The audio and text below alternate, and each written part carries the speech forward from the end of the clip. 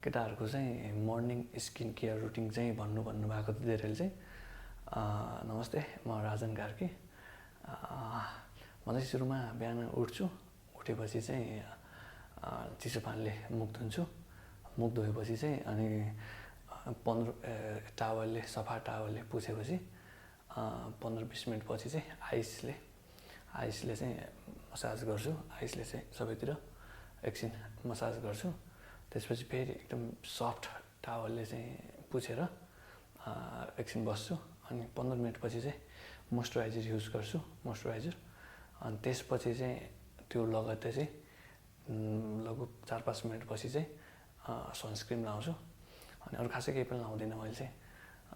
बिहानको लागि चाहिँ सर्ट ट्युटोरियल भन्ने कि के भन्ने यो चाहिँ होइन, मैले चाहिँ त्यही नै गर्छु।